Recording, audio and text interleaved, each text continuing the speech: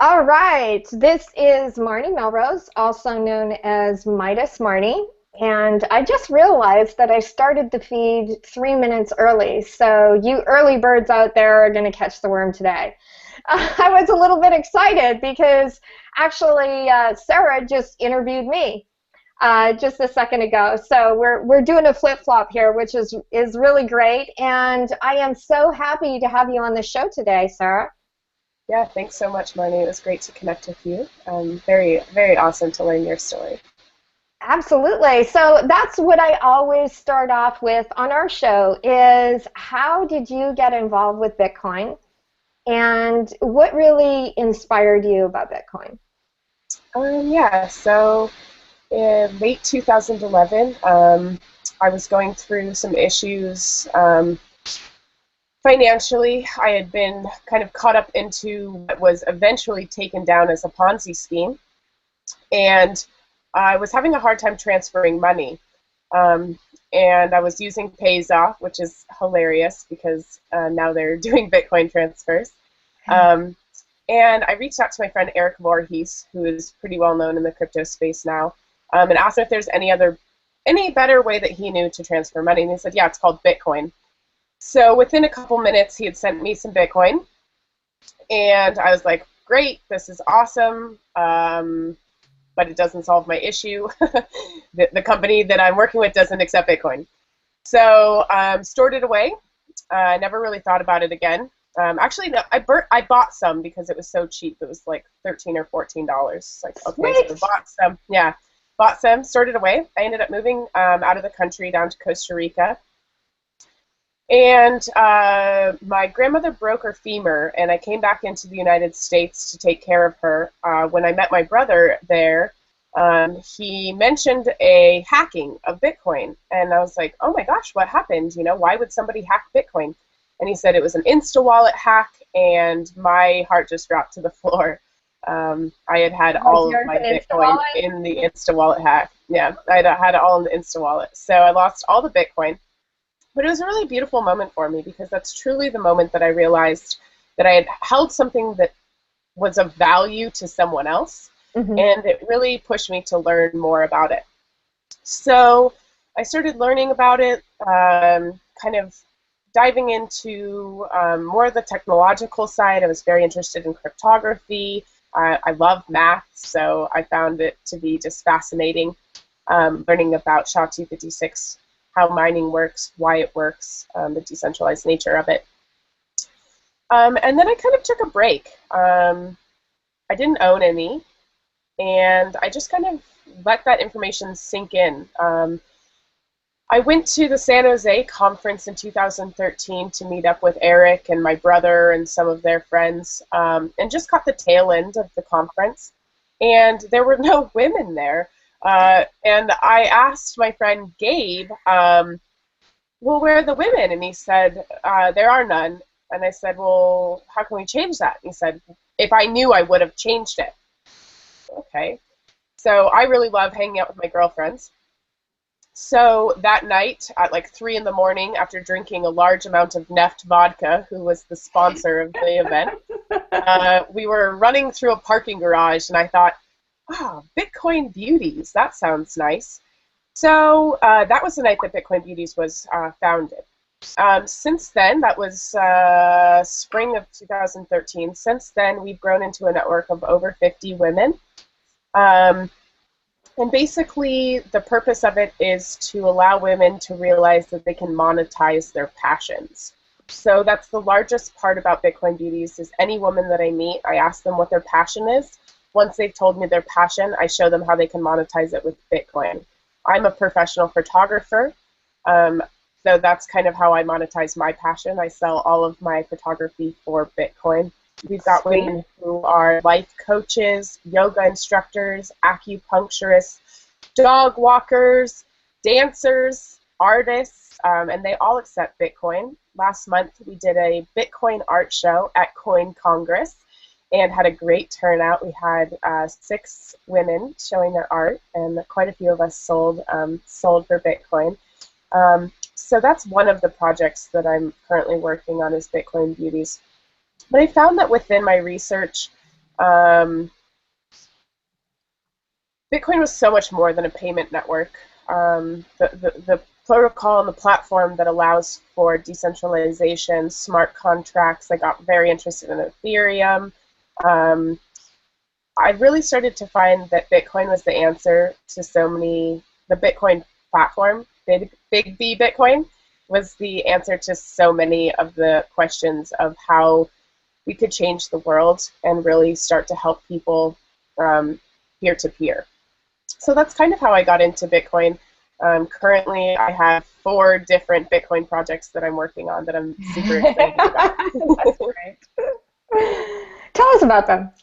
Yeah, so Bitcoin Beauties is the first one, just helping women monetize their passions. MyBitPurse.com is the second one. I realized I was spending far too much time educating women on Bitcoin, and I really wanted to make a scalable place that women could go to not only find a community, but educate themselves on Bitcoin, and also choose the best wallets for themselves, learn about mining, learn about anything that they wanted, as well as connecting to the community events. So the platform's not live right now, but we're creating it daily. One of our Bitcoin beauties is a graphic designer, and she's creating the whole thing for me. Awesome. So really, really trying to keep it internal. And I think that once that space drops, I think it'll be a really beautiful place so that we can all share resources and not have to spend an hour of our time educating women or men on Bitcoin, but giving them a place that they can go and come back to. I think that that's really important. One of the third projects that I'm working on is a little bit under stealth mode. But what it is basically, in essence, is allowing people to monetize their passions online. So it's going to be a really great place for once women have a BitPurse and they know how to use Bitcoin, they send and receive Bitcoin. On this platform, they'll actually be able to monetize their passions through the platform. So that's on stealth mode right now, simply because the development team is working really hard on it. We want to make sure that it comes into a big splash. And the fourth project that I'm working on has come into my life in the last few weeks and has absolutely given me a new zing in life. It's called the Bit Drop. So what it is a Bitcoin drop onto a Caribbean island. What we're going to do is give every single person that has access to SMS or a smartphone Bitcoin on the island. One Bitcoin? Well, the amount of Bitcoin is yet to be determined because we're currently in fundraising mode. Once we've raised all of the Bitcoin, dealt with all the logistics, we'll actually be choosing the amount of Bitcoin. But it will be a significant amount so that the islanders can not only use it on the day that we have a party, but they can use it within their island community and help stimulate the economy locally. What island is this? I'm curious. So the island is still private. We're meeting with the team today is actually meeting with the Prime Minister of the island. They've been working on it for over a year. So we're actually working closely with the government. Education will be sent through government channels. It will be the largest Bitcoin experiment that the world has ever seen. And it's very exciting. So yeah, I'm the project manager of it, so I'm able to connect with all the different people, all the different educators, different funders and donors of the project, and really start to guide this project in the right direction. So it's been a really beautiful few weeks of learning about the project and being able to take the reins on it and drive it forward. So I think that possibly as early as tomorrow, the island will be announced. If not, it'll be on the 18th. Didn't I read that if you donate, that you will possibly get a trip down to that Caribbean island? Yeah, exactly. I better get my buddy in here and donate to you guys, because I love. I took my son. After my mother died, I needed a bit of a hiatus, and so we went down to the Cayman Islands, and I totally fell in love with the Caribbean. My son was like, "Can we just not go back, Mom?" Yeah, exactly. So that's one of the parts of the project that we're working on, is that we're going to throw a full island party. So The island does have a stadium that can fit almost everybody on the entire island into it. Hopefully we'll be accessing that depending on the amount of support that we have globally from the Bitcoin community and the amount of funds that we can raise. But what we're going to do is throw a full island party with well-known music artists that embrace and love Bitcoin and talk about the unbanked. We're going to have educational booths. We'll have fire dancers. We're going to have artists. The Bitcoin beauties. I think I know one of those dancers.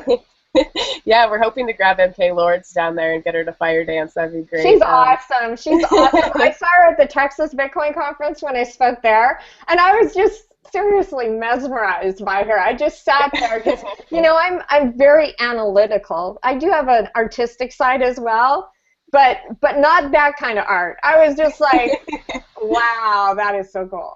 Exactly. So yeah, if you see this MK, we're gonna bring it onto the island. That's one of our goals. Good.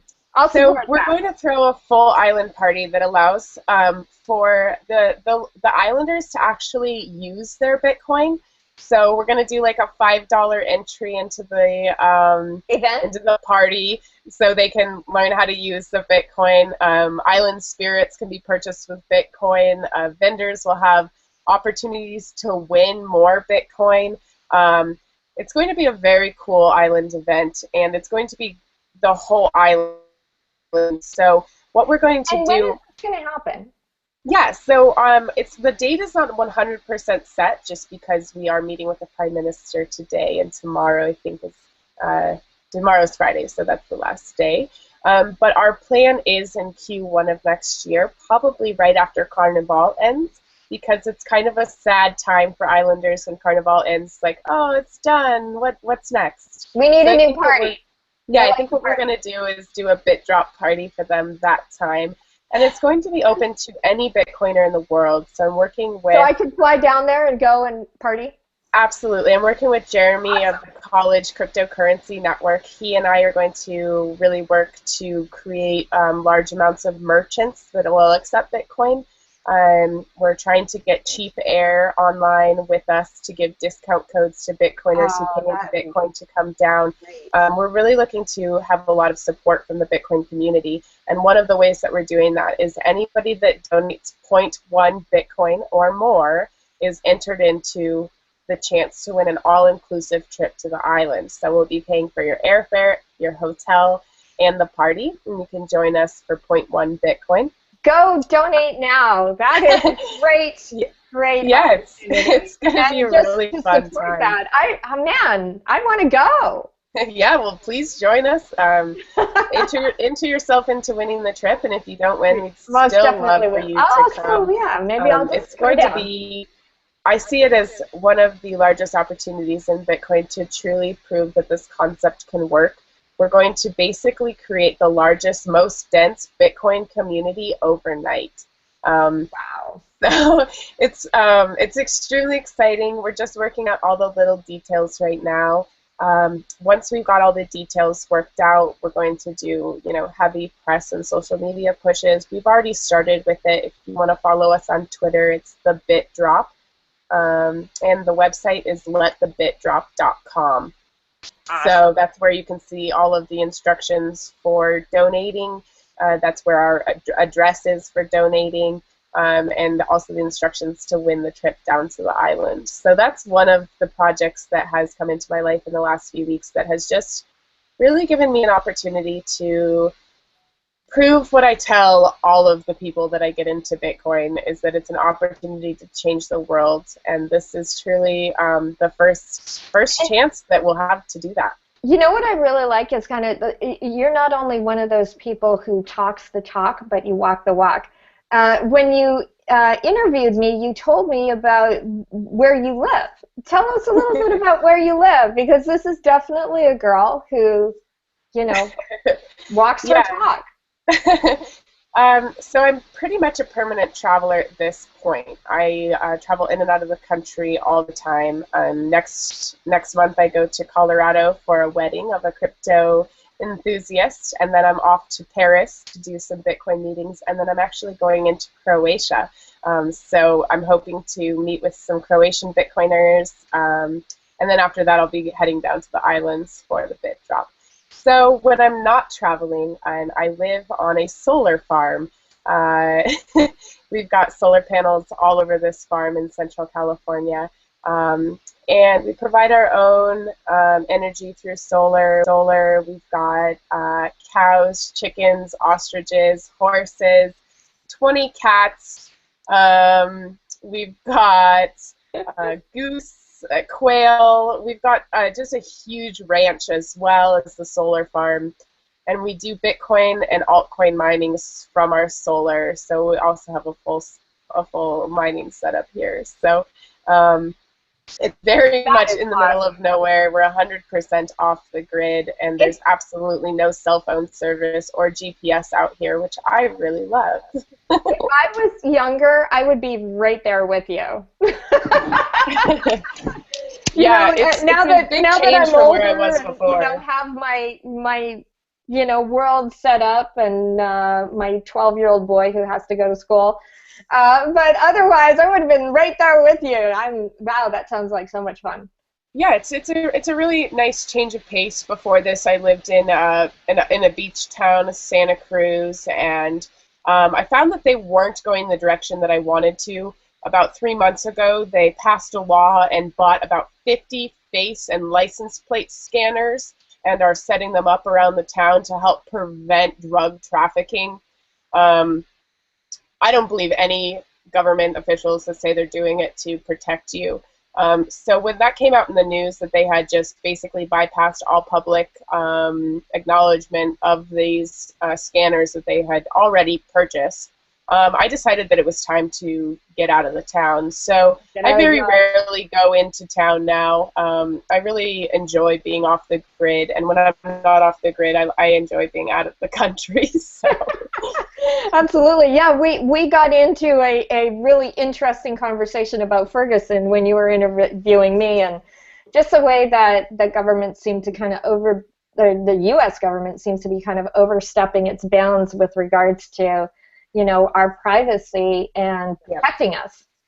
Absolutely. One of my good friends who's actually disabled was beaten severely by the cops about 7 weeks ago. So I've been spending quite a bit of time, not that I have any extra time, but I truly believe in advocating for those who cannot do it for themselves. And so I've been spending quite a bit of time trying to help her find lawyers and attorneys and get her case seen, because it's far too often that cases of police brutality are brushed under the carpet or said that it's a minor boo-boo or an accident. And it's interesting because that's exactly the way that things will continually go. I believe that the United States government, as well as all the local police forces, are truly testing the limits right now. They're testing to see how far they can go with shooting dogs and beating up 80-year-old men in New York City, illegally jaywalking. I mean, they're pushing the boundaries to see how far they can go without public uprise. And I think within Ferguson is that they're seeing how far they can go. The public has created a riot, and very quickly they have already used violent tactics to disassemble these people, which is I think a very large precursor to what's going to happen as the dollar continues to collapse and people start to riot for the access to water, just like what's happening in Detroit. It's almost unheard of that Detroit has been out of water.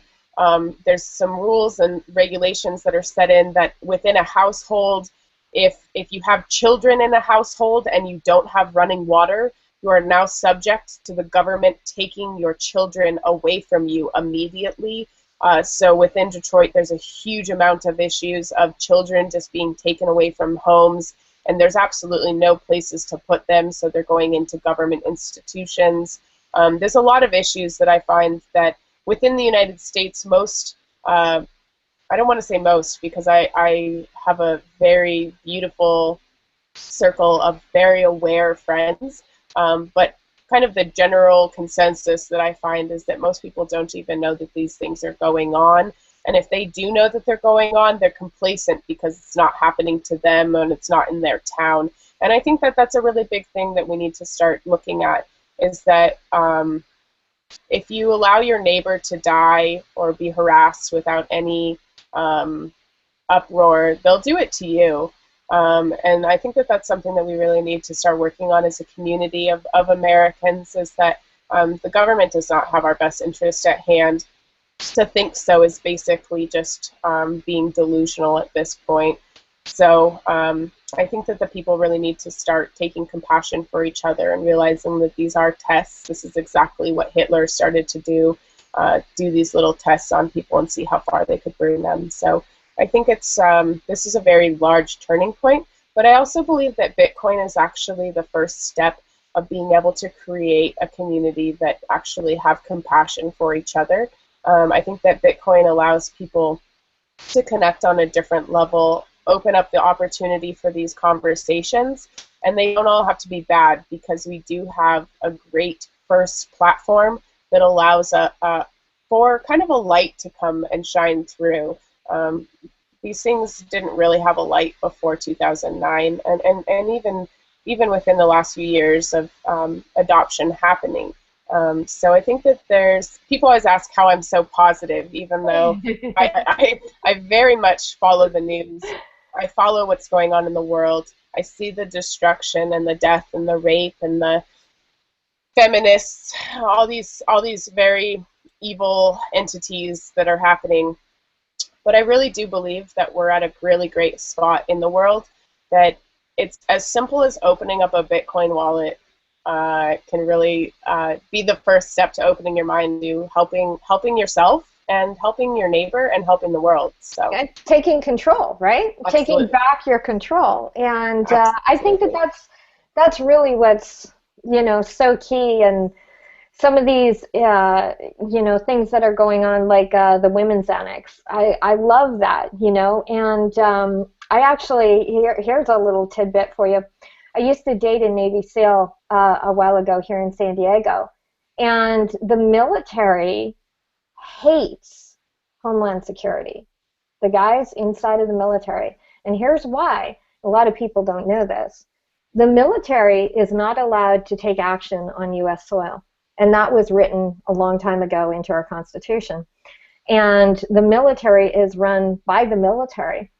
However, Homeland Security is run by the executive branch. And they are allowed to take action against American citizens on American soil. And that is exactly the reason that they are funding them and giving them all of this ammunition and things like that. It's becoming a very, very scary time. And I think that a lot of people are going to be in a situation of fear, right? And I think that that is the time when you get into that fear state to really start to look at, well, what can I do to take care of myself, right? Maybe it never happens. Maybe we're completely wrong about all of this, and we're, you could call us alarmists or whatever, but why not be prepared, right? Why not? There's no harm in being prepared should things get a little bit crazy. Do I want to have my finances in control by myself or in control by somebody else? And my answer is most definitely yes, Yeah, absolutely. I think, a large alarm for me was when Obama signed the act that allows the United States to drone strike Americans on American soil. Yeah. I thought, wow, now we're going in a very wrong direction. Obviously, we've had multiple of those types of things that are very alarming. I was actually at dinner the other night with a couple from France and their two daughters. One was 13 and one was 15. We ended up talking about Bitcoin quite a bit. And at the end of the conversation, I said something, well, I run through encrypted email and encrypted lines, and I'm very careful with my privacy. And the 13-year-old said, I like my privacy. What can I do to keep myself private? And so I set them both up, the 13-year-old and the 15-year-old. with encrypted text messages. We talked about PGP through email. Neither one of them use Facebook, and they both claimed that they didn't use Facebook because they knew that it wasn't private. I thought that was amazing. I think that the youth are very, very, very much more aware than people that are my age. Yes. People that are anywhere from 21 to 40 are very, very heavy users of Facebook, even though they say, oh, it only shows to my friends, or I deleted that comment. There's a lot of issues with Facebook and other platforms as well that simply just strip away your privacy. And I thought it was a very beautiful night in my life, simply because out of all the people that I've talked to in the last year, a 13-year-old and a 15-year-old girl not only embraced encryption and privacy, they asked for Bitcoin. So at the end of the night, we set them up with little Android wallets and gave them some Bitcoin, and now they're proud users of Bitcoin. And I think that that's something to really think about, is that we don't need to keep being selfish for ourselves. We need to start thinking about the children and what the children will be left with. The children currently, because they can't protect themselves, all my Yeah, friends so are if having you're a kids now. parent, right, and you are not in control of your money and somebody Yeah, else, absolutely, that's absolutely. even more of a reason to take control of the money and be able to provide for your family, right? Yep, yep, Because let's absolutely. say, and there is a law that the U.S. banks can actually do a bail-in, just like Cyprus. Absolutely. That just And, went through like 6 months ago. so I don't want to be in that situation. No, no, and most parents wouldn't want to put their children in the position of not being able to feed them school lunches. Well, school's a whole other thing for me. I actually don't believe in public school. I believe in unschooling. Mhm. So that's something that I think that's really important. But that's something when you touch on privacy, which ties in so much with Bitcoin, is that within platforms like Google Plus and Facebook and all those things, there truly is no privacy.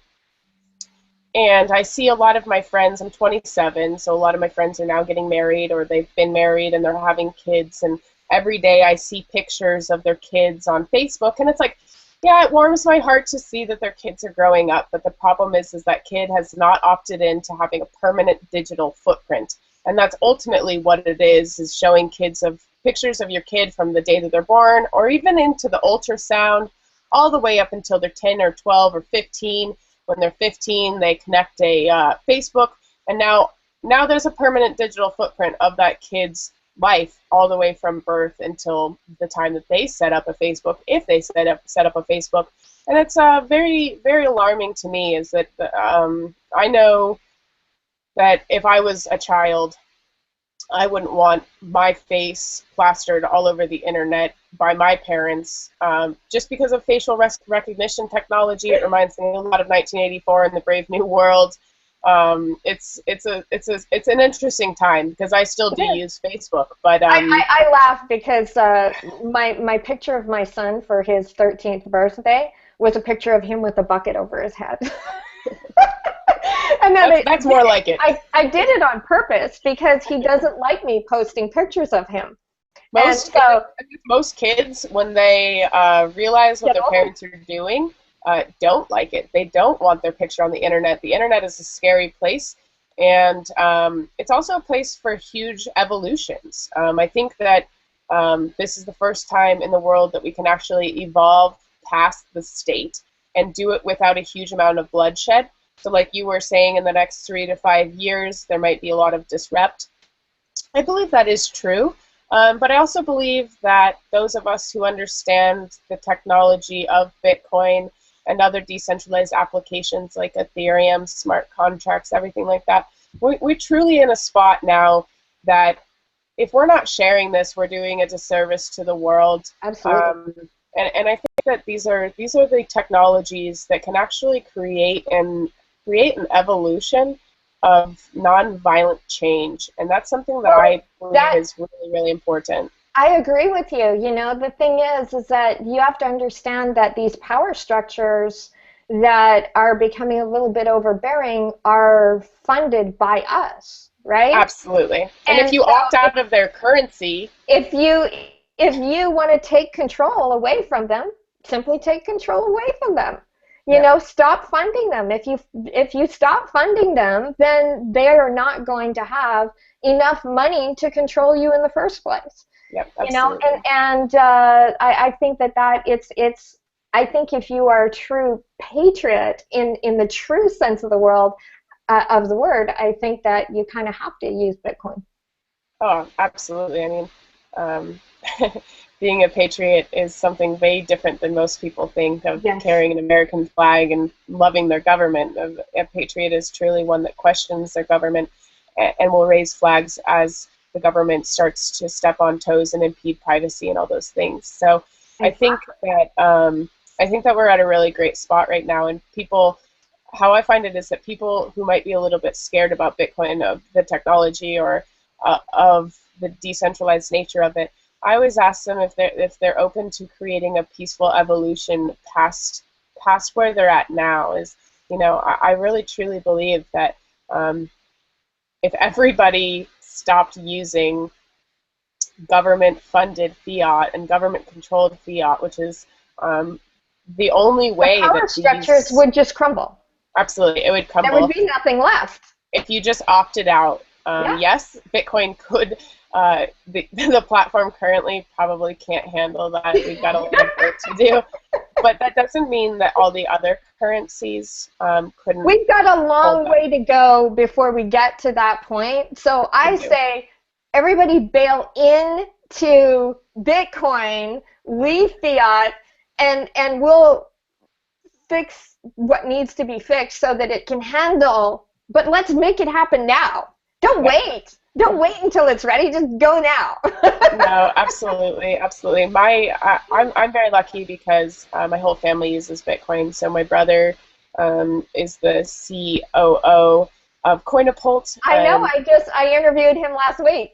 yeah, so he's making really amazing moves for the unbanked and the third world, I love and I what think they're doing. that's really, really important. He's always been very true with his word, and he said, "I'm not using Bitcoin for the North American shopping experience," and I love that. I think that Yeah. that's truly why, obviously the North American shopping experience can be enhanced by Bitcoin, but that's not the main purpose of it. My aunt uses Bitcoin. My parents have Bitcoin. And I think at this point, my grandma, quite possibly, I have yet to meet anybody that has claimed this, but my grandma's 90 years old and she owns Bitcoin. So I think she might be one of the oldest women in the world that owns Bitcoin. So I You think know, that those are the things. we should do that. You know, maybe we should get her into the Guinness Book of World Records. Don't you think? She Seriously, would love that. why not? Let's do a thing on She would love Twitter that. and find out the oldest person who has Bitcoin. I'm serious. I think that would be a great idea. Yeah, and she's owned it for, gosh, well over a year now. So um, I think that that's really how it starts. Is that it does seem like a very large project to get the world on Bitcoin or decentralized currencies in general. It doesn't always have to be Bitcoin. Mhm. But I think that that's really how it starts, is through your friends and your family and your community. I did a speech or a talk at the Silicon Valley meetup a couple months ago. And I was really sick of people saying that there's no women in Bitcoin, because I spend all day long talking to women about Bitcoin. And I know hundreds of women that are in Bitcoin and more coming in every day. And We've so got it's really 165 on our Women in Bitcoin community on Google Plus. You know, I exactly. think the Women in Bitcoin community on Facebook, run by Paige, and I can't remember the other girl's name. That has a similar number. Yeah, So Helen Hua and Paige. I think yeah, that's who there they're. we go. Yeah, yeah, Yeah. and so that's like 300 women right there. Exactly. So I was really sick of hearing this because um, It's not true. There's tons of women in Bitcoin. Just because you don't know them doesn't mean that they're not here. And so I was speaking at this event, and I started off with asking how many people owned Bitcoin. It was about 90% of the room raised their hand. I said, how many of you have ever given Bitcoin to introduce them to the concept of Bitcoin? And it was about 80% that 80% of the people had given Bitcoin to someone to introduce them to Bitcoin. I thought, oh, this is great. This is going great. And then I said, how many of you have ever given your mother Bitcoin?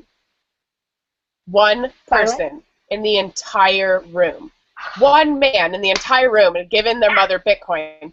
I looked at them and I said, until you have all given your mother or your girlfriend or your wife or your best friend, whatever predominant woman is in your life, until you have shown them Bitcoin and given them Bitcoin, I don't want to hear a peep about women not being in Bitcoin because you haven't done your part.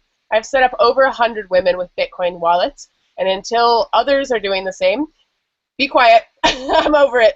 There's no more need for this conversation. when I was speaking at the Texas Bitcoin conference on the women's panel there, I shamed everybody at the end. I'm like, if you have a company and you're not accepting Bitcoin and you're here, shame on you. What the hell's your problem? You have to be accepting Bitcoin. You're here at a Bitcoin conference and your company doesn't accept Bitcoin. My God. Well, and I think that that's something that really drove MyBitPurse, is that women have such a large network effect. Once women connect onto something and they learn the implications for change, I have women that are very interested in finance, or they're interested in technology, or in more popular, I've found that women are more interested in helping to change the world, and that's why they are very interested in Bitcoin. I think that that's ultimately the reason why the BitPurse came about, was that I wanted a way to let the network effect truly take hold, because currently the network effect of Bitcoin is slow. It's a slow learning curve, and unless you check back in with your friend every day, even if you send them Bitcoin, they're like, oh yeah, it's on my wallet, or yeah, my password's somewhere.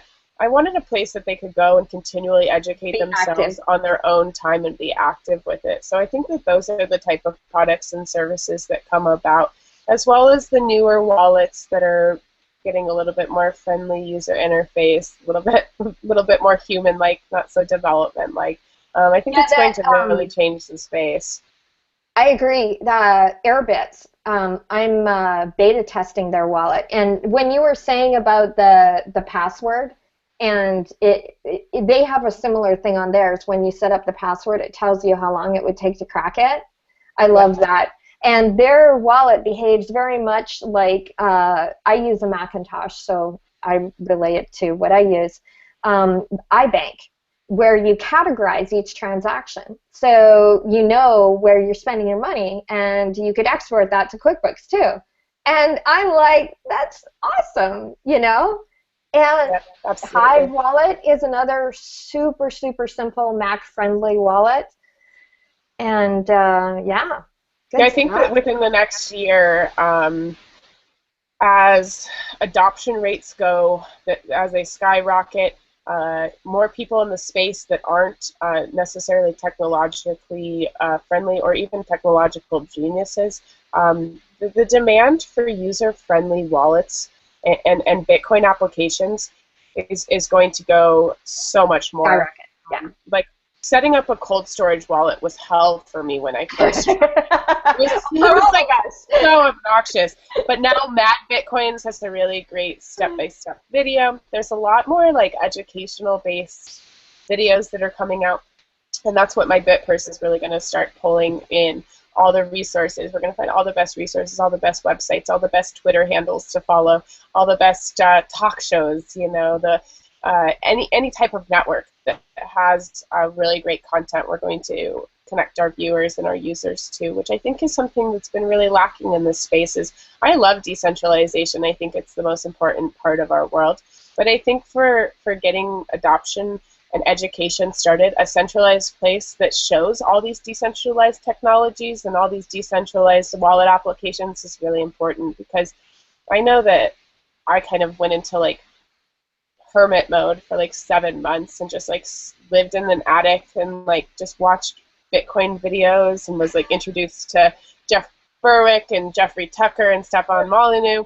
All these people, I just like literally lived in my attic for like 7 months and just like got down on this information. We all kind of go there, don't we? We do, and it's a really beautiful place. But I also found myself having a lot of really bad thoughts and a lot of depression because of what these things bring into your life. They bring up questions that most people don't want to ask, and they bring up ideas that most people would rather turn on their TV and disassociate from and watch Americans Got Talent or Idol, or I don't even know. I haven't owned a TV my entire life, so I actually have no idea what propaganda they're feeding people currently. But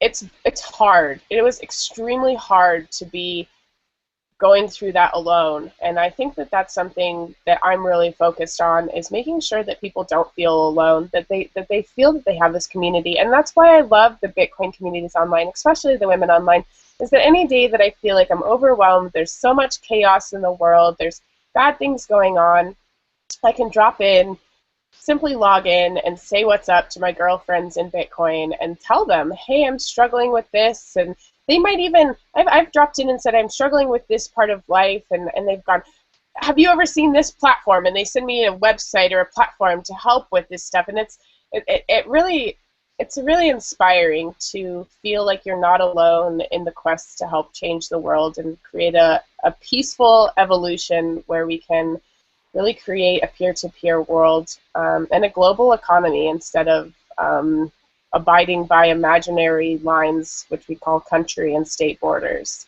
So, absolutely, I so agree, and I am so grateful that you came onto the show today. And you know, I know exactly what you feel like there with. But you know, the conversations that I have had with people in Bitcoin are so much more exciting and engaging and world-changing conversations. Absolutely. As opposed to some of my friends that are still in a different space and they're worried about what the Kardashians are doing and stuff like that. And I find it very difficult to be with those people, to be with them and be happy with them. I don't think I have any of those type of people in my life. Unfortunately, down here in Del Mar, they're all like Stepford wives.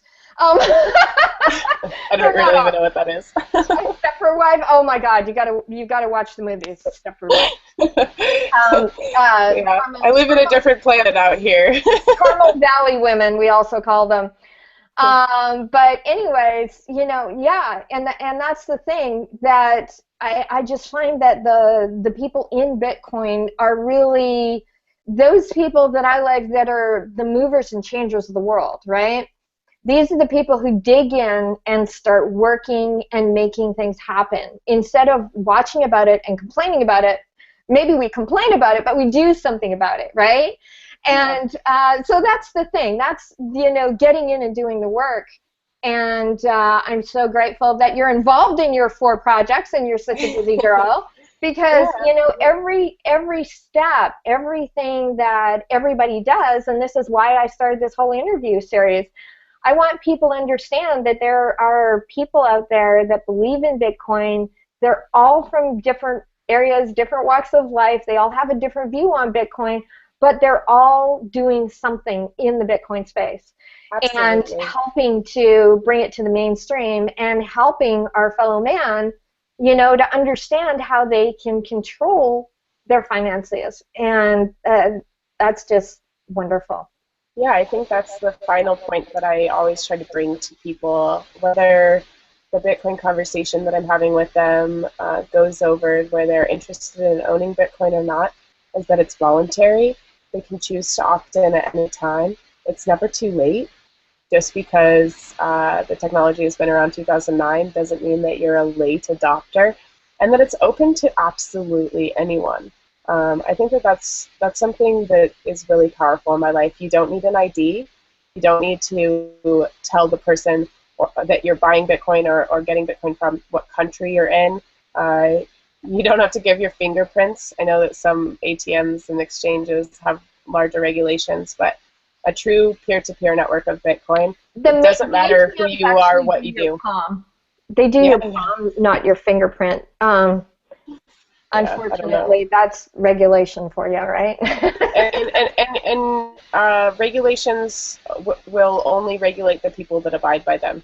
Yep. So Yeah, exactly. And to your point about anybody can get a wallet.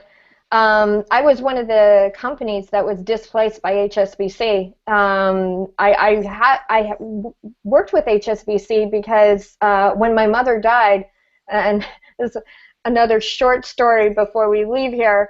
My mother died. I had a significant amount of money come in from the accident insurance from her death. And they sent me a Canadian check. And so I talked to my bank, Bank of America, who was currently raping me for about $400 to $500 in overdraft charges a month on my business bank account. And so I said to them, I've got this money. How do I accept this money? And they said, well, give us your check, give us 12 weeks and 3% of your money. 12 weeks and 3%. And I said, fuck that. I flew up to Toronto. I opened up an HSBC bank account in Canada. I opened up a US bank account in Canada. I transferred the money. I made $50 on the transaction. And it was end of story. And then now, because I'm Canadian, and like when I was down in the Cayman Islands, that bank was everywhere. I loved that bank. Dang them. They really made my life a heck of a lot easier. But America has bothered them so much because of the Americans' need to, track report every single penny they've ever made. So HSBC just said, we're done with you. We're done with you. They got rid of all of the small businesses because they just didn't want to have to deal with all of the reporting. And so they just shut down the bank accounts. They shut down my bank account December 23rd. And so that messed up our Christmas and our New Year's. We didn't actually get the check to release the funds until January 8th. So we had really no Christmas and no New Year's. And then when I was opening up my new bank account with my new bank, I was sitting there and the bank teller said to me, and I had finally figured out Bitcoin by this point in time. I was sitting there, the teller said, oh, your son's 12. Well, when he's 13, he can have a bank account. And I said, he doesn't need a bank account. He's got Bitcoin. Have a Bitcoin wallet. Yep, and I pay him his allowance in Bitcoin, and we get stuff from gift.com and eGifter so that he can, do what he wants to do there, and pretty soon getting a debit card so that he can use the money in his Bitcoin wallet so that he can pay for his games that he likes. He's into Minecraft and Portal 2 and TF2 and all this stuff. Of course, they don't accept Bitcoin yet. So I'm going to be talking to those companies, trying to get them to accept Bitcoin rather than have to use, a Bitcoin-backed debit card. But anyways, there you go. It's just an example of, not being in control of your money. Somebody else is in control of your money. You getting stuck and you not being able to move money that's yours. Yeah, well, you're really lucky that you even got it back. Yeah, crazy, crazy stuff. There's no reason that they actually had to give it back. I know, nuts. It's just crazy. So yeah, that's the beauty of Bitcoin is you can truly own your own keys, put it in cold storage, and not have to worry about what happened in Cyprus and what will happen very, very soon in the United States. Yeah. Exactly. Well, thank you so much. This is, I think, our longest show that we've had. And it's just because it was so much dang fun. I love speaking with intelligent people about Bitcoin. So I really, truly appreciate having you on the show today. Thank you so much for taking your time to talk with me, Marnie. I really appreciate it as well. We're changing the world, and we're doing it together. It's very exciting. Yep, and let's go party in the Caribbean at letthebitdrop.com. Letthebitdrop.com is the website, and our Twitter handle is thebitdrop.